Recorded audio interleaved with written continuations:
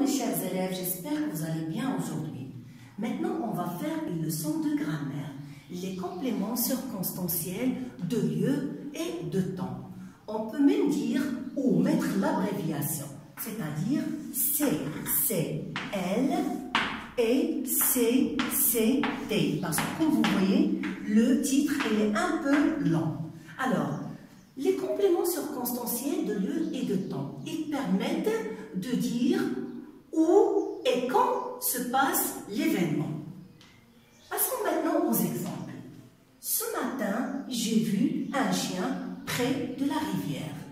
On cherche d'abord le sujet. Le sujet, c'est chez apostrophe. Le verbe, c'est est vu. C'est un verbe voir conjugué au passé composé. Un chien, c'est un quoi? C'est un COD.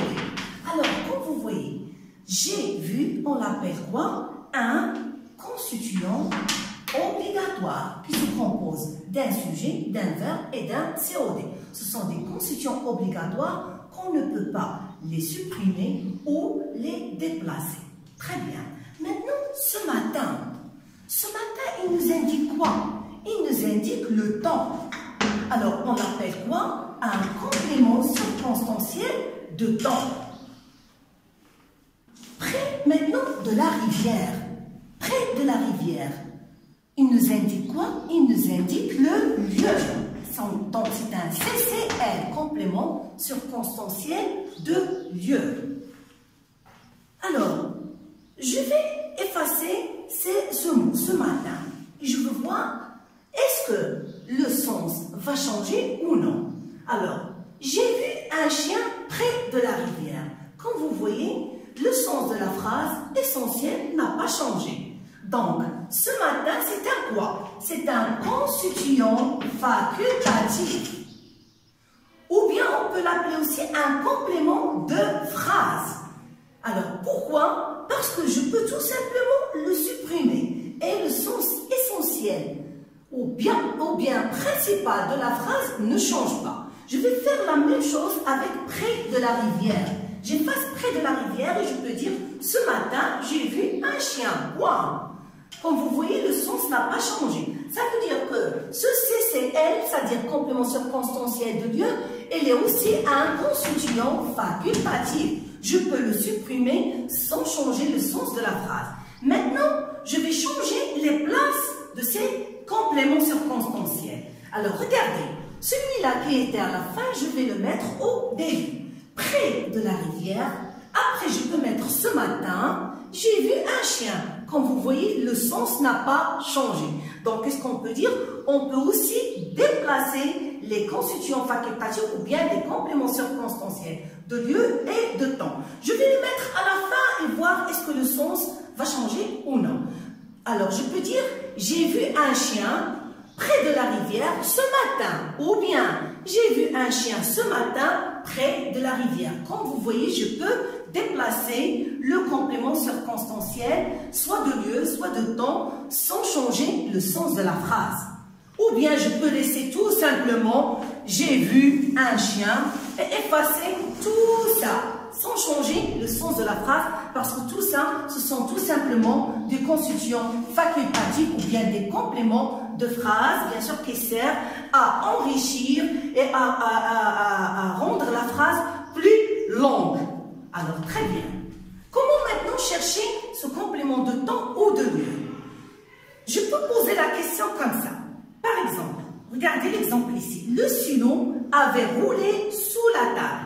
Le stylo, c'est un sujet, il est essentiel. Avait roulé, ici c'est un constituant, pardon, c'est un verbe, pardon, c'est un constituant, comment? Obligatoire. Alors, ça, c'est un constituant obligatoire, c'est-à-dire la phrase principale. Sous la table indique quoi? Il indique le lieu. Donc, c'est un CCL, tout simplement. Regardez la question ici. Si je veux poser la question pour chercher le lieu, où le stylo avait-il roulé? Alors, je pose la question par où? Pour savoir quoi? Pour savoir tout simplement le lieu. Ou avec accent. Attention, le ou sans accent, on l'utilise pour parler de choix. Je mange ça ou ça. Mais où avec accent, il nous indique le lieu. Alors, où le stylo avait-il roulé? Sous la table. Je réponds par sous la table. Par quoi? Par un CCL, un complément circonstanciel de lieu. Donc, pour savoir le lieu, je pose la question par où avec accent. Maintenant, regarde ici. Le lundi, nous achetons un gâteau. Le lundi, nous achetons un gâteau. Comme vous voyez, je change la place de temps en temps des compléments circonstanciels. Alors, le lundi ici, c'est un constituant, oui, c'est un constituant facultatif ou bien un complément circonstanciel de quoi? De temps. Nous, c'est le sujet. Achetons, c'est le verbe. Et un gâteau, c'est un complément d'objet direct. Donc, ils sont essentiels. La phrase principale ici, c'est nous achetons un gâteau. Voyons maintenant, pour chercher le temps, on pose la question par quoi? Par quand? Quand nous achetons un cadeau. Quand nous achetons un cadeau. Le lundi. Donc, pour savoir le temps, je peux poser la question par quand? Alors, pour nous indiquer le temps bien lundi, donc ça, c'est un constituant circonstanciel de temps. Donc, pour savoir le lieu, je pose la question par où?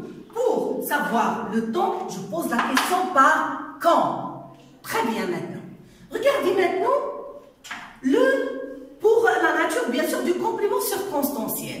Regardez ici. Dans 3 jours, nous allons au cinéma. Nous allons au cinéma dans 3 jours. Donc, ici, c'est un constituant facultatif qui nous indique quoi? Le temps. C'est un CCT. Il nous indique le temps. Donc, quelle est la nature de ce constituant facultatif ou bien complément circonstanciel de temps? C'est un groupe nominal. Alors, le complément circonstanciel de temps ou de lieu, il peut être un groupe nominal. Alors, comme ici, le lundi, groupe nominal. Ce matin, groupe nominal. Près de la rivière, groupe nominal. On a ici sous la table, groupe nominal. Et aussi, on a le lundi ici. Ou bien, il peut être comme ici. Ici, nous trouverons ce que nous cherchons. Alors, nous trouverons ce que nous cherchons, c'est un constituant obligatoire. Alors, que l'autre ici, c'est un constituant facultatif, il nous indique quoi le lieu? Donc, c'est un CCL. Quelle est sa nature? C'est un adverbe. Donc, le complément circonstanciel en général, soit de lieu, soit de temps, il peut être un groupe nominal ou bien un adverbe. Alors, j'espère que vous avez bien compris. À très bientôt.